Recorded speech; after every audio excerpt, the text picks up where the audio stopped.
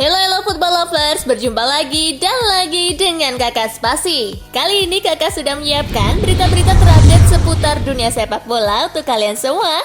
Selamat menyaksikan.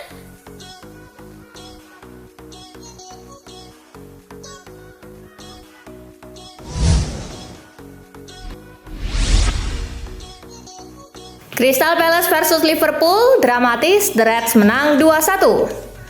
Bermain di Selhurst Park, Palace versus Liverpool sengit sejak awal. Crystal Palace bisa mencetak gol di menit ke-57 lewat tendangan penalti Jean-Philippe Mateta. Petaka hadir bagi Palace di menit ke-75, usai Jordan Ayew menelan kartu kuning keduanya sehingga harus diusir. Palace yang bermain dengan 10 orang akhirnya kebobolan lewat gol Mohamed Salah 2 menit berselang. Liverpool kemudian memastikan kemenangan di masa injury time lewat gol Harvey Elliott. Kemenangan membuat Liverpool menggeser Arsenal dari puncak klasemen dengan 37 poin, sementara Palace tertahan di posisi ke-14 dengan 16 poin.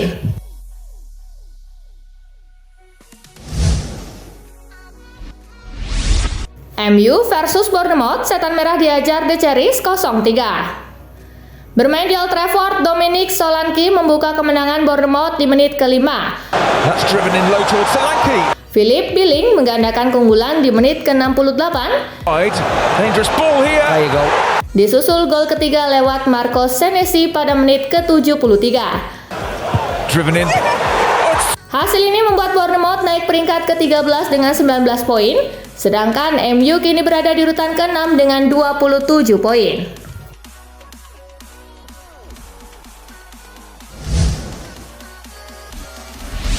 Aston Villa versus Arsenal kalah 0-1, The Gunners tak lagi di puncak. Bermain di Villa Park, duel berlangsung ketat sepanjang 90 menit. Aston Villa yang mampu mencetak gol di awal babak pertama lewat John McGinn. Arsenal sebenarnya bisa mencetak gol di injury time lewat Kai Havertz. Namun VAR menganulir gol itu karena Havertz lebih dulu handball. Skor 1-0 menutup pertandingan. Hasil ini membuat Arsenal turun ke posisi kedua klasemen dengan 36 poin. Aston Villa menempel Gunners di bawahnya dengan 35 poin.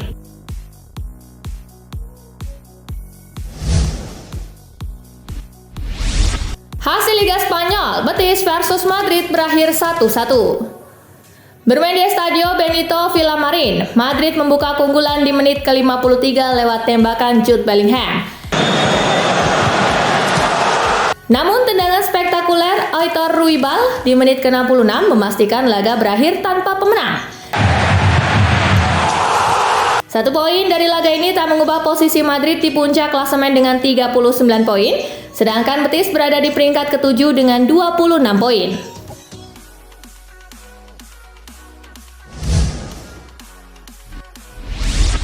Eintracht Frankfurt versus Bayern Munich di Rotten Diepermark 1-5.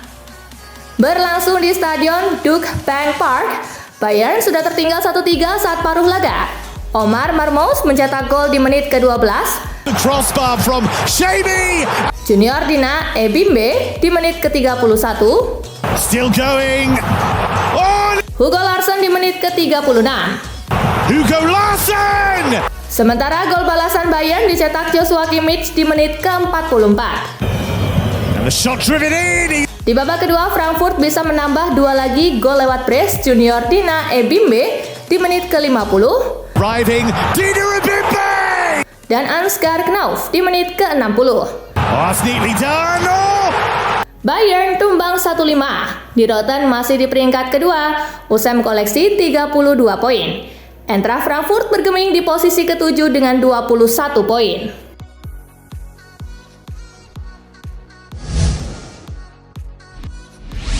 Dortmund versus RB Leipzig, di Borussen kalah, Hummels di kartu merah.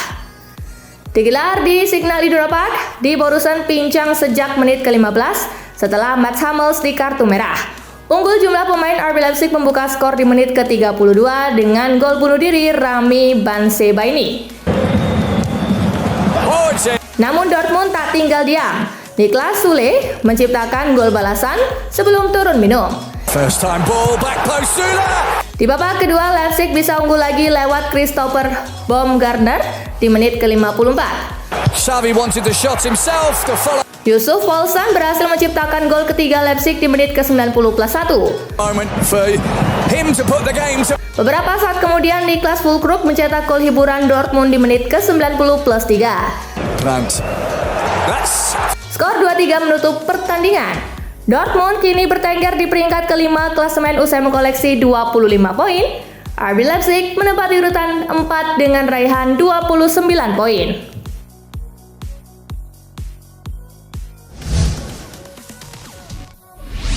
Atlanta versus AC Milan. Ladea taklukkan 10 pemain Rossoneri 3-2. Bermain di Stadion Gewiss, Atlanta 2 kali unggul lewat Ademola Lookman di menit ke-38 It's a lovely turn and the deflection dan di menit ke-55. to Kittelada and in it goes. Namun berhasil disamakan Milan 2 kali lewat Olivier Giroud di menit ke-45+2 Corner and Giroud. dan Luka Jovic di menit ke-80. Pulisic, it's gone all the way across. David Calabria harus diusir karena mendapatkan kartu merah di menit ke-90+2. Gol Luis Muriel 2 menit berselang memastikan kemenangan tuan rumah. And here's Luis Muriel. Hasil ini membuat Rossoneri tetap di peringkat ketiga dengan koleksi 29 poin, sedangkan tambahan 3 poin membawa Atlanta naik ke posisi ke-7 dengan 23 poin.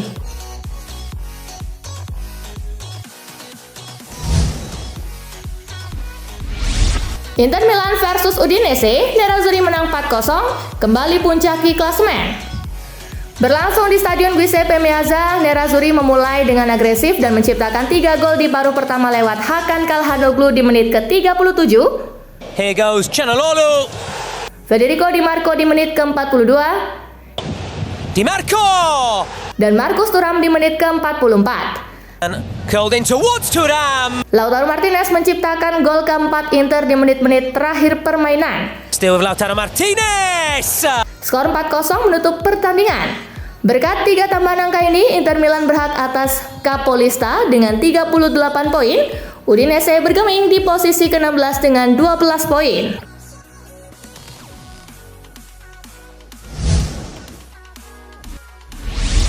PSG versus Nantes, Les Parisiens menang tipis 2-1. Laga berlangsung di Parc des Princes, PSG mendominasi pertandingan. Gol pertama dibuat PSG 4 menit sebelum turun minum lewat Bradley Barcola. Barcola, nice 1-2, Bradley Barcola. Nantes mampu menyamakan kedudukan di menit ke-55 lewat Mostafa Mohamed. Forum Molly to weapon, Mustafa. Gol kemenangan PSG tercipta 7 menit sebelum waktu normal habis lewat Randal Kolo Muani.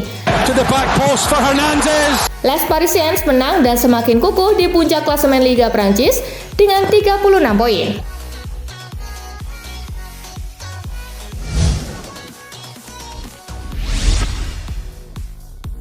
Fabio Capello terkesima lihat lini tengah Inter Milan. Fabio Capello mengaku sangat terkesan dengan kualitas serta kedalaman di lini tengah Inter Milan. Capello menilai lini tengah merupakan titik terkuat La Beniamata. Kekuatan terbesar Inter ada di lini tengah. Mereka punya kombinasi sempurna antara kualitas, kewaspadaan, akan bahaya milik lawan, serta visi permainan. Ujar Capello seperti dikutip dari laman Football Italia. Calhanoglu adalah orkestrator kelas dunia, sementara Barella dan Mkhitaryan sangat cerdas secara taktik dan punya kualitas luar biasa. Sambung pria berumur 77 tahun itu.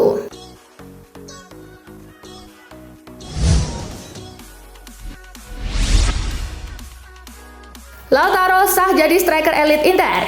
Dalam laga melawan Udinese, kapten Inter Milan Lautaro Martinez berhasil menyumbangkan 1 gol bagi Nerazzurri. Gol ini membuat sang striker sudah sah masuk jajaran striker elit Inter Milan. Sepanjang tahun 2023 ini, Lautaro total sudah mencetak 28 gol di Serie A untuk Inter Milan.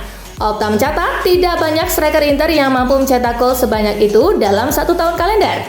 2 pemain Inter terakhir yang mampu mencetak gol sebanyak itu adalah Christian Vieri dan Diego Milito. Jadi dengan catatan ini, Lautaro sudah sah disebut sebagai salah satu striker terbaik dalam sejarah Inter Milan.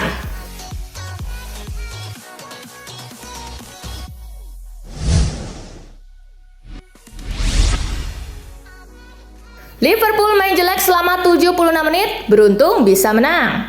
Jurgen Klopp percaya Liverpool dinaungi keberuntungan saat mengalahkan Crystal Palace 2-1. Klopp mengatakan Liverpool tampil buruk di sebagian besar laga. Catatan WhoScored menunjukkan Liverpool memang mendominasi permainan dengan melepaskan 11 tembakan, tetapi tidak ada satupun yang mengarah ke gawang Crystal Palace. Hari ini bukan permainan terbaik dari kami. Selama 76 menit kami menampilkan performa buruk, ujar Klopp. Saya adalah seorang manajer yang sangat gembira saat ini dan saya tahu kami tadi juga beruntung. Lanjutnya.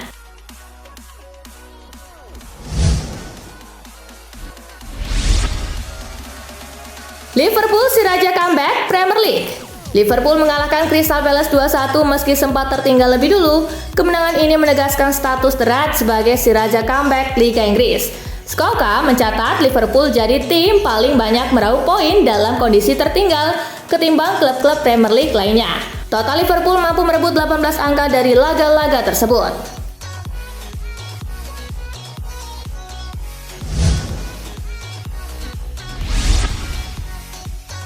Bruno Fernandes bongkar biang kerok penyebab Manchester United dihajar Bournemouth. Bruno Fernandes membongkar biang kerok penyebab Manchester United dihajar Bournemouth di Liga Inggris Minggu 10 Desember. Menurut Bruno Fernandes, timnya kurang dalam banyak hal sehingga menelan kekalahan menyakitkan tersebut. Kami kekurangan banyak hal dan itulah mengapa kami tidak mendapatkan hasil hari ini, ucap Bruno Fernandes yang dikutip dari Manchester Evening News. Semuanya lebih rendah dari level pertandingan sebelumnya, dan itulah mengapa ketika kita menghadapi tim seperti Bournemouth yang sangat agresif dan menyerang, mereka menekan kita dan kita pikir ini akan mudah. Kita akhirnya mendapatkan hasil seperti ini, ucap Bruno Fernandes.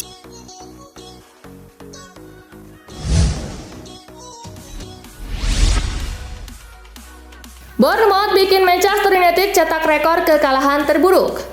Manchester United masih belum mampu menjaga konsistensi permainan setelah dipaksa menelan malu karena digasak tim papan bawah Bournemouth dengan skor telak 3-0 di Stadion Old Trafford Sabtu 9 Desember.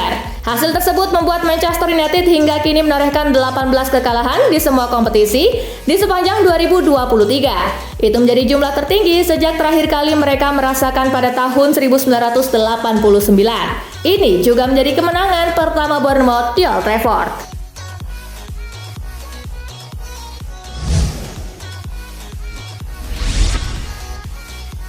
Unai Emery Masterclass. Aston Villa tiba-tiba punya peluang juara. Aston Villa layak dinobatkan sebagai penantang gelar Liga Premier Inggris musim ini setelah tampil impresif di bawah arahan Unai Emery. Di pertandingan terakhir kontra Arsenal, Minggu 10 Desember, mereka sukses memetik kemenangan 1-0. Kemenangan atas Arsenal menempatkan Villa di urutan ketiga dengan koleksi 35 poin. Mereka berjarak 1 angka di belakang Arsenal dan 2 poin dari sang pemuncak klasemen Liverpool. Unai Emery menjadi manajer kelima yang memenangkan 15 pertandingan kandang Liga Primer berturut-turut sebagai juru taktik sebuah klub.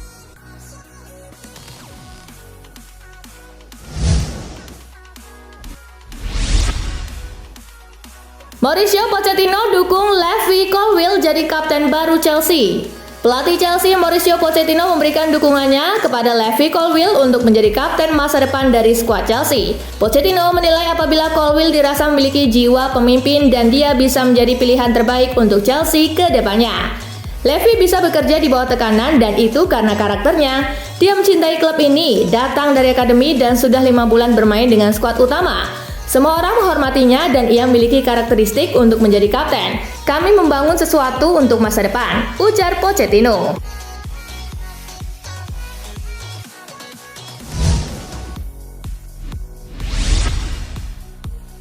Real Madrid diminta lupakan Mbappe, kejar Haaland jauh lebih penting. Real Madrid mendapat saran untuk melupakan Kylian Mbappe karena rencana mengejar Erling Haaland dianggap lebih penting. Hal itu diungkapkan oleh mantan pemain Real Madrid Alfonso Perez. Berdasarkan kebutuhan, Real Madrid perlu mendatangkan Erling Haaland, kata Perez seperti dilansir dari Marca. Mbappe saat ini menjadi pemain terbaik di dunia, tetapi mereka sudah memiliki Rodrigo dan Vinicius Junior, ucap Perez menambahkan.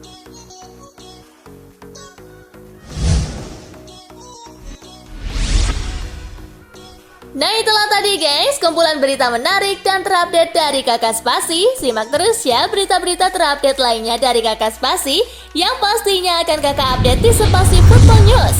Tapi jangan ditinggalin ya channel Spasinya, karena Kakak akan update juga tentang fakta-fakta menarik seputar sepak bola dunia. Dan jangan lupa untuk terus di like, comment, share, dan juga subscribe ya. See you, gengs!